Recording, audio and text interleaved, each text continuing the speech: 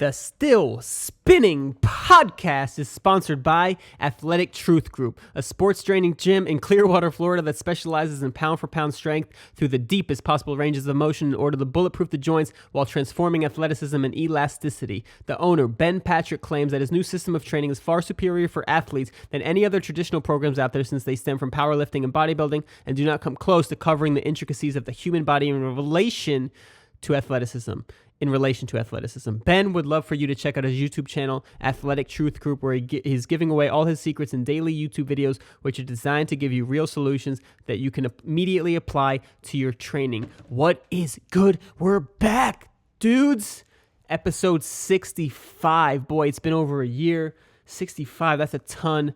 Hot topic today. Why'd I switch from left-right to right-left? But I do get to that, obviously, tell you my whole story, but I do have some exciting other things I discuss, which is naming of the plants. I really think we should name the plants to get more traction in the dunk world and to just educate people and make it easier in conversation than saying left, right, right, left every time.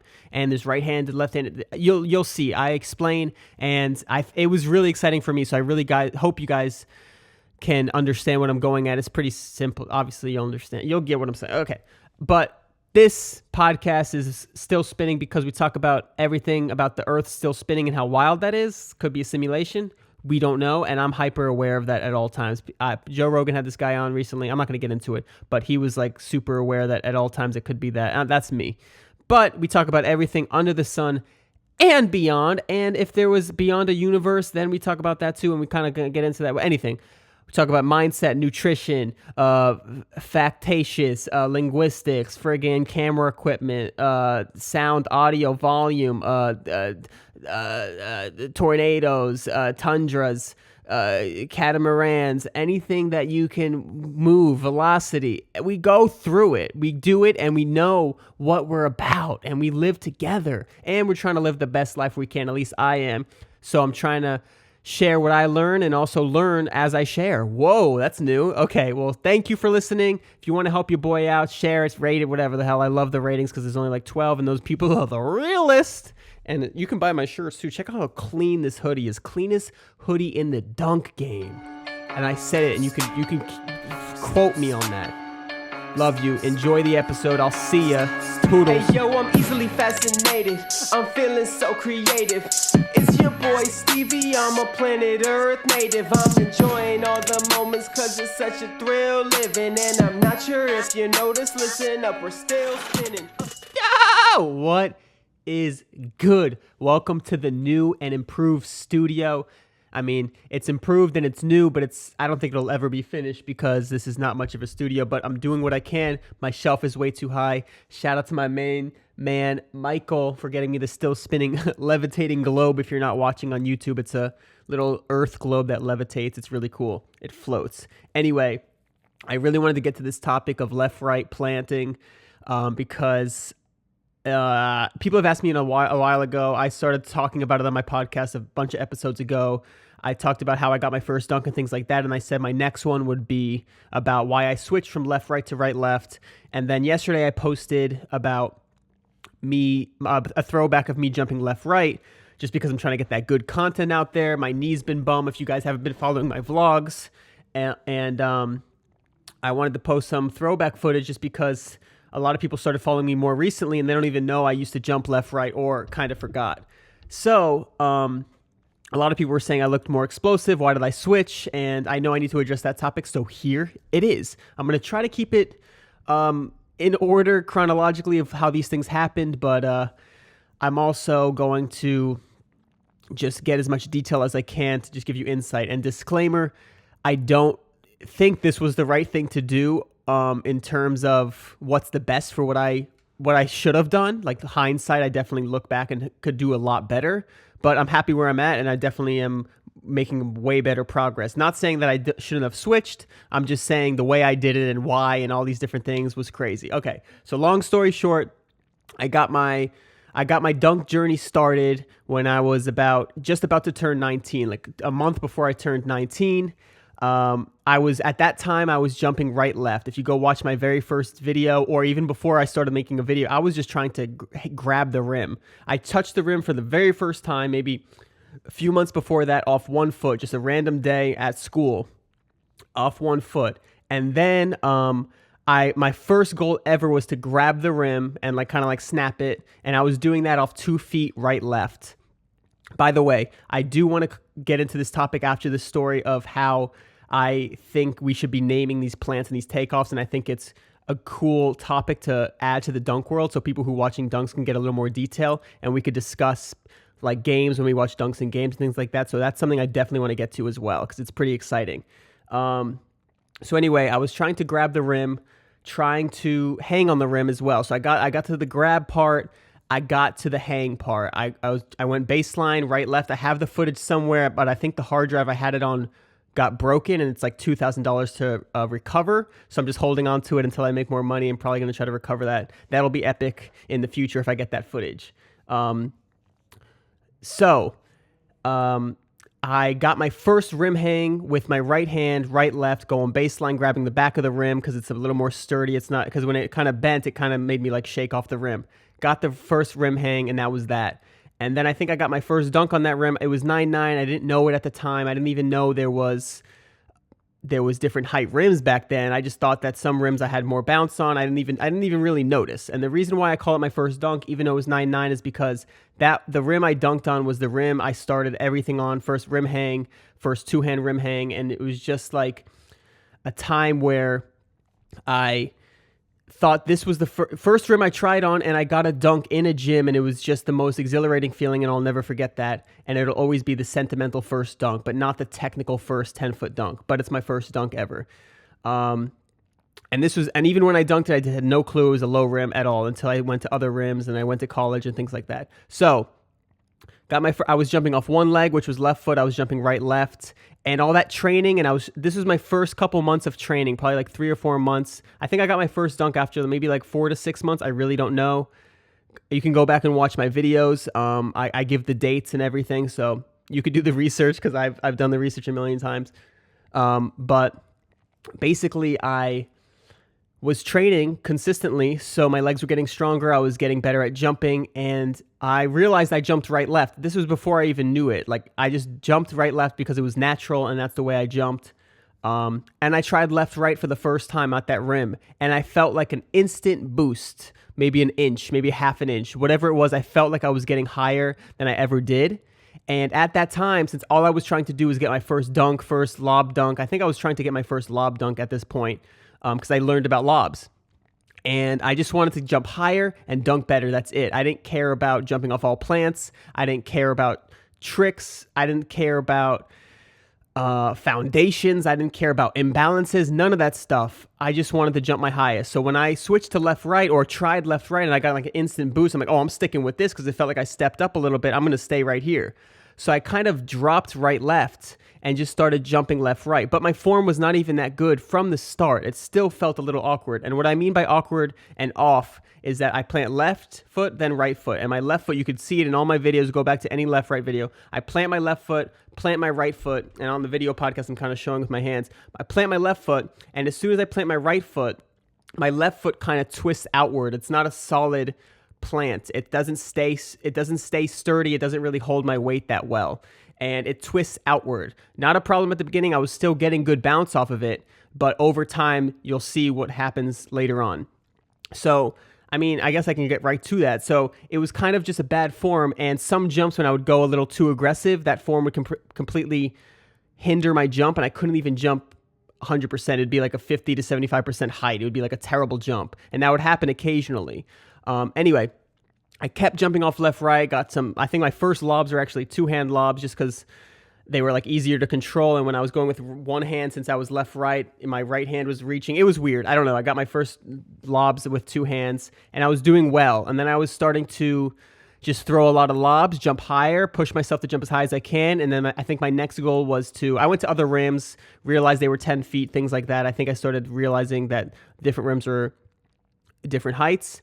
And I went to college, I believe, and that's when I I'm trying to think. I was going back and forth with college because I went to college in Orlando, but my parents lived down south. And then when I first went to college, that's when I first got my very first start day video, which was right left. But then I think I moved back down south for a job I had and like took a break from college for like 6 to 9 months. So that's when the left right developed and you see those dunks. And I was dunking at another college down south, and that's at FAU. If you go back and watch those videos, I was trying to get a 40-inch vertical, hit my wrist on the rim, or like about 2 to 3 inches down my arm on the rim to equal a 40-inch vertical. I had shoes that measured my vertical. They were the Hyper Dunks. It's pretty cool. It wasn't the craziest accurate, but it gave a really good score so I can see if I'm making progress at least, because even if it was off by half an inch, which is a big deal, I can kind of get like consistent readings, as long as I don't touch the rim. If you just jump without touching the rim, it really gets a better reading, because if you touch the rim, it messes up how long you're in the air, whatever, calculations, math. I don't know how it works. So where was I? So if you go back to watch those videos, which I'm talking about, those lobs were terrible. Like I was still dunking. I was actually surprisingly dunking. I would throw a lob, go left, right. My form looked terrible. I was getting okay height, but it did not look anywhere near smooth. Sometimes the ball would be behind my head, and now right, left, I could reach back for those, and those are fine. But right, left, I would like be arching my back or whatever you want. I don't even know if that's the right way. Which way is arching your back? But anyway, reaching back where I was just like off balance and like catching it weird and dunking it weird and just very inefficient. And there was just I did not look like a smooth dunker. And not that I was needing to be a smooth dunker, but it just didn't look like somebody who would keep progressing with this type of style, at least looking back on it for me. But I was progressing.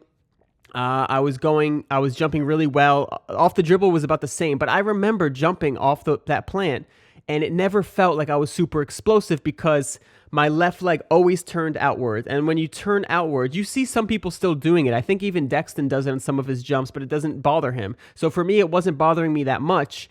And I was making good progress. I was dunking off the dribble, but everything felt awkward. It never felt like the way like Jordan Kilgannon looks left, right, or Jay Clark. They look like they're very explosive and very on point. I looked very awkward and off balance every jump, and I felt that when I went up for every jump. Like sometimes it was just, especially if the lob was a little weird, trying to adjust was just awful. So I was jumping really well, doing off the dribble really well, and I think it's because since my right hand was in front, I was just super aggressive, and it felt very natural to go off the dribble. It felt like I was attacking from my right angle, and I think that came from years of playing basketball. And all those years of playing basketball before I started dunk training, all I would do was right-hand layups off one leg, left leg, right-hand layups. It's just how you make a layup, and that's how I was, and I was fast, and that's all I did. So going up with my right hand, left foot first, was kind of what I think got ingrained in me, which is why left-right felt natural to attack the rim that way. So I got good off the dribble.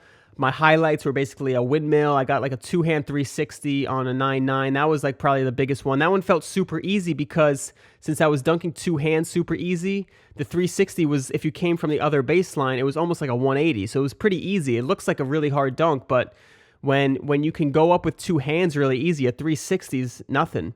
At least it was for me going left, right. Now I'm saying that my right, left sucks off the dribble, but I'll get to that as well. So then I got to all the way up to a 10-foot dunk, two hands off the dribble, and that was great. But if you go back and watch, you can type in left, right, Steven Celi, 10-foot dribble dunk, something like that. I don't remember what year it was. I can write the year down below if you guys want to see that. I'll put links probably down below for a few videos. If you go back and watch them, none of them looked like great form. They were terrible form. And after I got that 10-foot two-hand dribble dunk, it was really tough on me because I was jumping really aggressive. I got a lot stronger. I got faster just because I was jumping so much by this point. And by having that so much speed and power, it was taking a toll on my knee and my ankle. And then sometimes when I would jump full speed and go for a full approach dunk, it would like really tweak. And it was just getting to the point where it was getting mental, where it was like, am I going to really F it up this jump?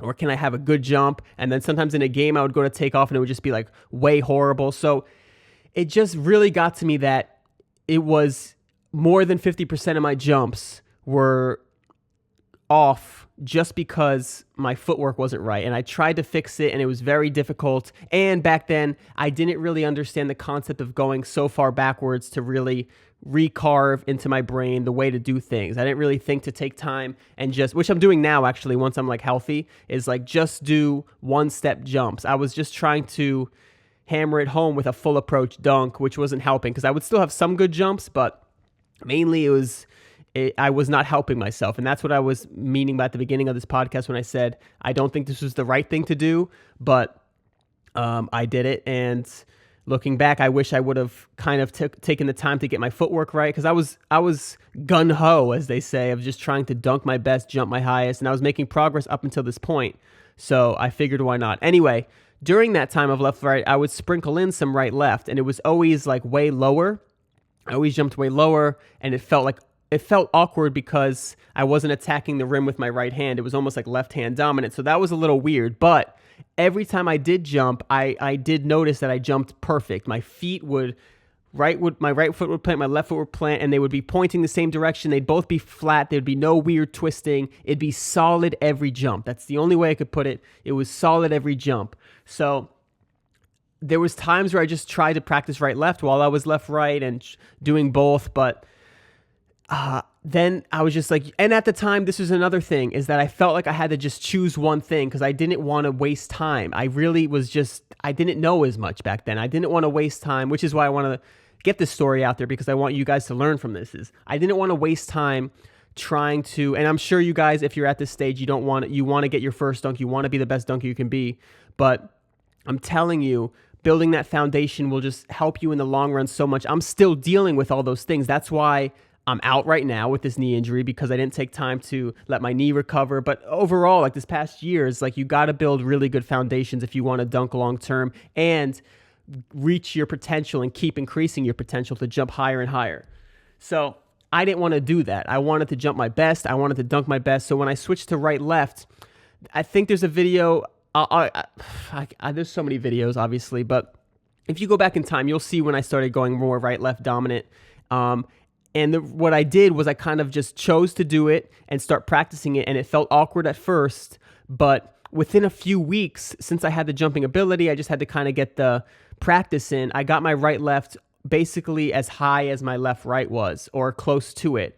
And that was already a big turn in itself to go backwards a little bit, because I already got I got my vertical to 40 or 41, whatever it was. To switch to right-left and to drop an inch or two was a big deal, and I did not even want to do that. So the thought of slowing down my left-right and right-left and like taking even more time just to get my footwork was like not even a question. I was like, I just want to jump. I just want to get the best and start making more progress. I was obsessed trying to jump higher. So that was my flaw, and that, looking back, is what I wish I would have done better, is just worked on both and kind of kept both.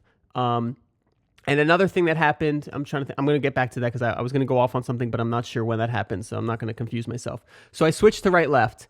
Every jump was solid, and all I was doing was lobs, throwing crazy lobs. I was loving it because I could get massive power with my right hand. I was always dunking pretty hard, or trying to, and now I unlocked the cock back and the backboard dunks, and I could just go ham with that. So that was awesome. I was throwing a crazy amount of lobs, but my timing and my positioning of dribble dunks was non-existent. I was not even trying them. Once in a while I would try, but they were so hard because I was so used to just the lobs, and I was so used to left-right off the dribble that my right-left, I didn't even practice the dribble.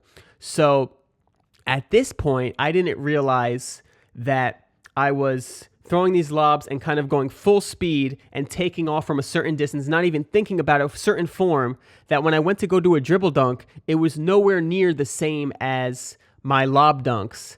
And not only was I not getting as high, I was not even getting a good takeoff. I wasn't exploding nearly the same. And I'm pretty sure, if I remember correctly, I didn't even really try lobs. I just wanted to jump higher. Again, the same flaw. I just wanted to make progress. I didn't care about certain dunks. I just wanted to jump higher and dunk better. So I figured, okay, if I jump higher, dribble dunks would be easier.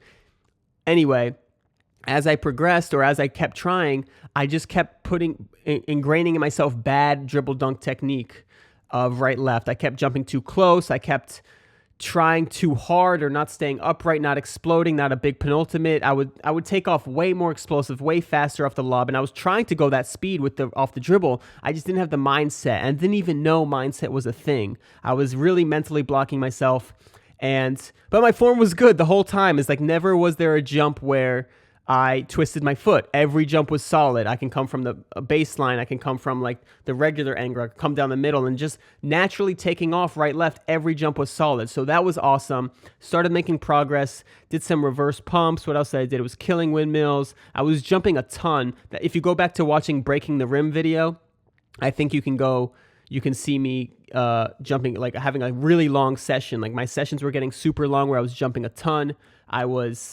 Had really good endurance. I started doing windmills. That's a big factor too, is that I always wanted to do a windmill. So when I went right left, it felt like that's when I started practicing the windmill, and I didn't even think of left right anymore. I'm just, you know what, I'm going to try windmills. And I actually think I did left right windmills first, maybe on like 9.8, 9.9, but it was just hard to get the right timing. Everything was off.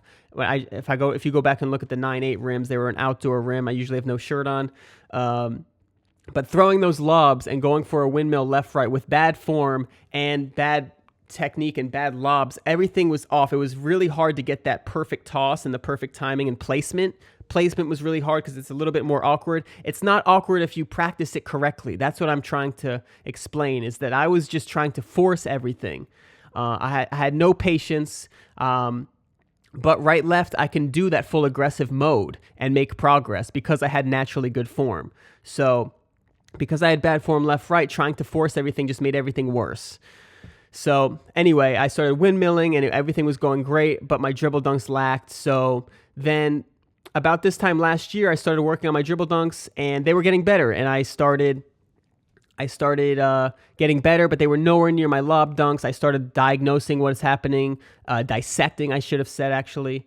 Dissecting what was going on. I started to figure it out a little bit, started two-hand dribble dunking better, got my first one last year, and that's pretty much where I'm at. My dribble dunks have gotten way better recently, like a month or two ago, I think it was. I just posted it on Instagram like a throwback, but I did a windmill on a 911 and a half rim off the dribble, which is huge. My two-hand still is terrible. It's still a mental thing, and it's still like a weird takeoff thing, but I can definitely see myself really progressing there just because it's so solid. Once I figure out and get comfortable and just do it more, I really feel like I'll be able to ingrain really good dribble dunk technique. But the good thing about it is that it's gotten easier because sometimes it's easy to make your full approach things.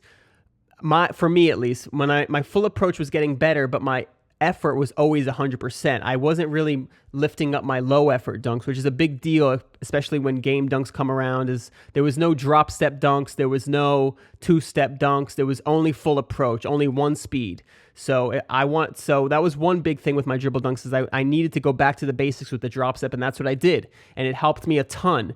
So that's where I started to learn that. And over the course of the months, when I switched to right left, and when I was feeling good, whenever I was like jumping my best and in a jumping phase, because sometimes I would add in weights. When I was in more of a jumping phase and having a good jumping day, you'll see me, if you go back to my videos, do all the research. My videos, there's like hundreds and hundreds of videos. You can do so much research, but they're all in order, so I hope that helps. If you just go to my channel and order them, you can kind of see what happens. And I try to, especially when I started my vlogging everything, I try to give as much detail as I can. But what I was going to say is, as I'm having good dunk sessions, you'll see those better dunk sessions, I was adding in some left-right, and you'll see that it's still there. It's still super awkward and off balance, but it's right there. I just got to get that technique better, and it feels good. It feels really good to attack the rim that way, so I really want to get that back, and I plan on it. My long-term plan is to chase that 50 inches vertical, but also just have both plants. I want to jump off both feet and 1 foot, both feet from both plants. Both feet, both plants, and off 1 foot, just because I am a fiend for game dunks, and I think they're my favorite thing ever. It would just be the most exhilarating experience to dunk in games, the way people do, not just on a fast break, but just an exciting play, like you blow by someone and you just take off down the lane. That's, to me, as exciting as hitting any new dunk ever, if not more, because it's so unique to itself. Like, I can hit a new dunk and I could do that new dunk again, not as the same, but I can even do it better, you know? But a game dunk, it's hard to replicate, and it's hard to ever have the same one because different people playing, different circumstances, you get it. But anyway, that's the goal. So I want to get my left-right back in business. Another factor that really hindered me from left-right is it was left leg dominant. And when I think I hurt broke my hand, and I was doing a lot of 1 foot because I couldn't use my left hand. So I just started doing 1 foot for some reason. I forget, just to keep me explosive. And doing too much 1 foot hurt my left knee a lot. My jumper's knee really acted up. This was a couple years ago.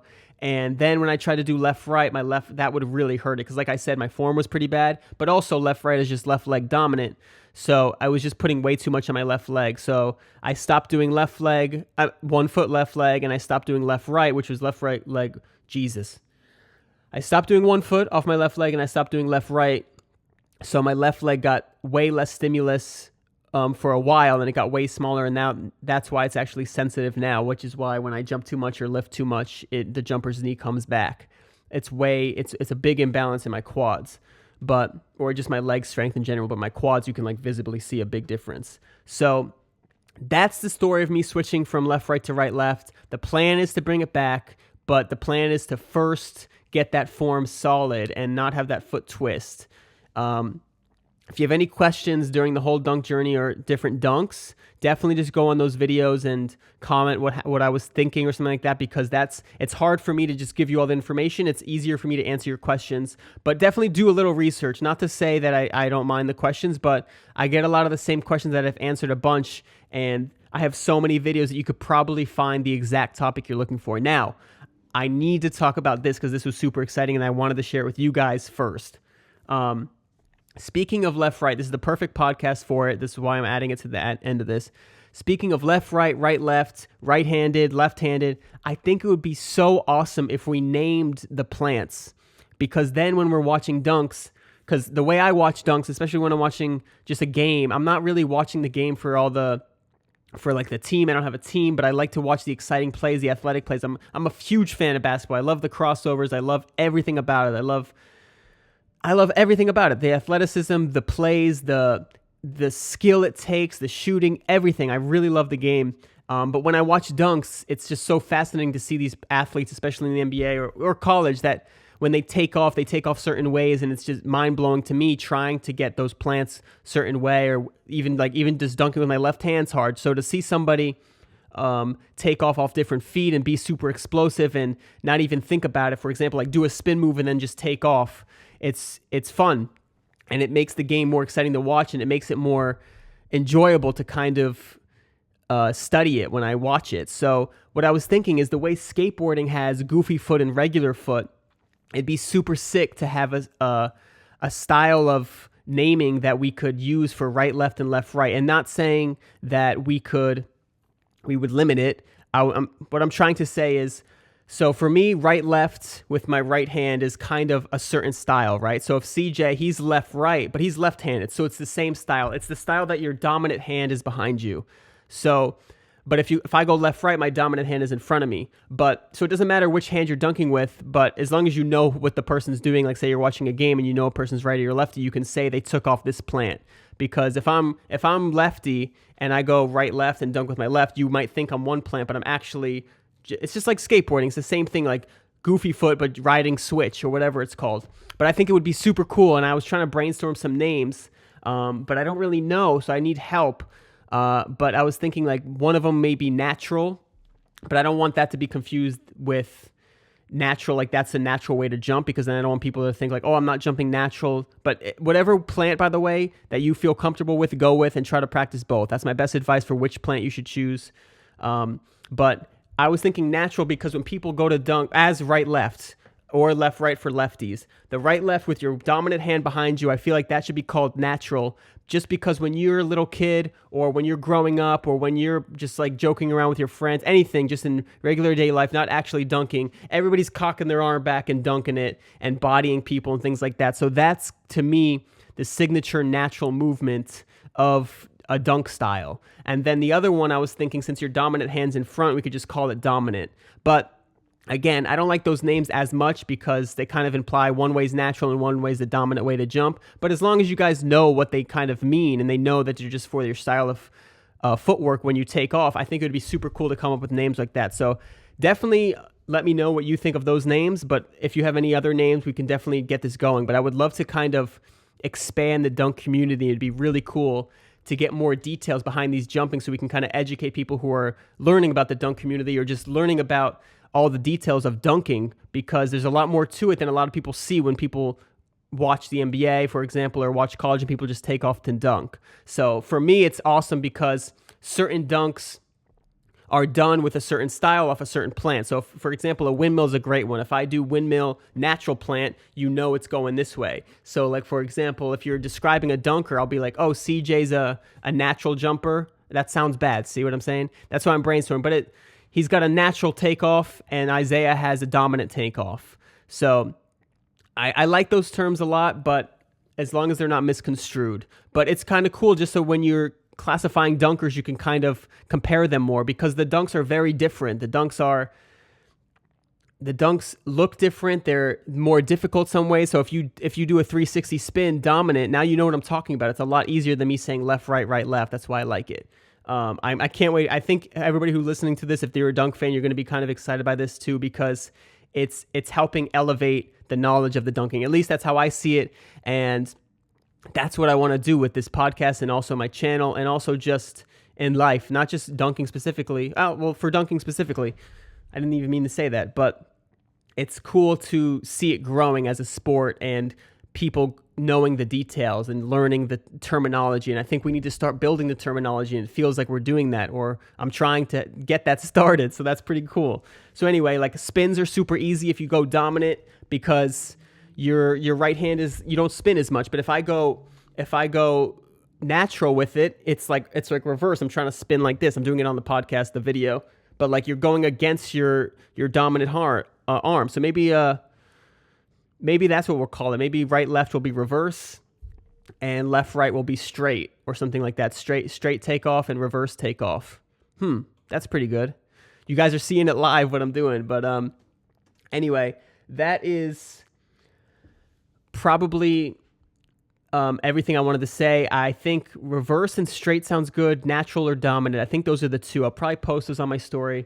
Anyway, I'll leave it at that. If you have any questions, let me know. I think I got out my story of left, right.